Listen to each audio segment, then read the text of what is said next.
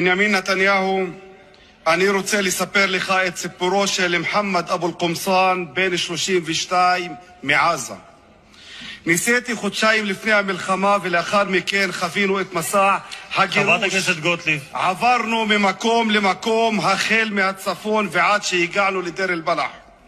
בשבת ה10 באוגוסט נולדו לי תאומים, בן ובת, אסר ואייסל.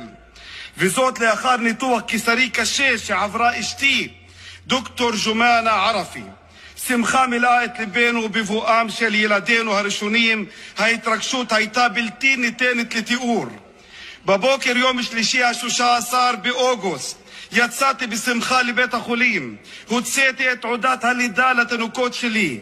מתוך שמחה שלחתי לאשתי תמונות ותעודות הלידה בוואטסאפ. אחי לא ענתה. באותו הזמן קיבלתי שיחה מאחד השכנים ששאל אם אני בסדר. עניתי, אני בסדר.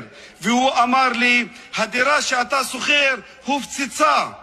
מהרתי וליבי פועם מפחד ודאגה לגורל משפחתי, עד שהגעתי לדלפק הקבלה של בית החולים, וחלק מהשכנים אמרו לי ברעד, הם בתוך מקפיאי המתים. לא עברו 10 דקות מאז הוצאתי תעודת הלידה, ופתאום אני מוציא להם תעודות פטירה. התמוטטתי.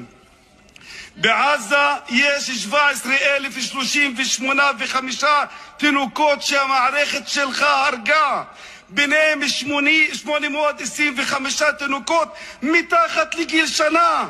בעזה היום 35,055 תינוקות יתומים. הדם של כולם ירדוף אותך, ואתה בעזות מצח תוהה על כך שאתה מואשם בבית הדין בהאג. בנימין נתניהו, חברי הכנסת, מהו החזון שלך? מה החזון שלך, תגיד לי? מזה 30 שנה אתה רוצח סדרתי של השלום. לא, עצור. רד מהדוכן מיד. רד מהדוכן מיד. להוריד אותו עכשיו. מה החזון שלך? רוצח סדרתי בקפלן, לא פה. רוצח סדרתי של השלום זה אתה. רד מהדוכן. רוצח סדרתי, רד מפה. רד מפה, חצוף.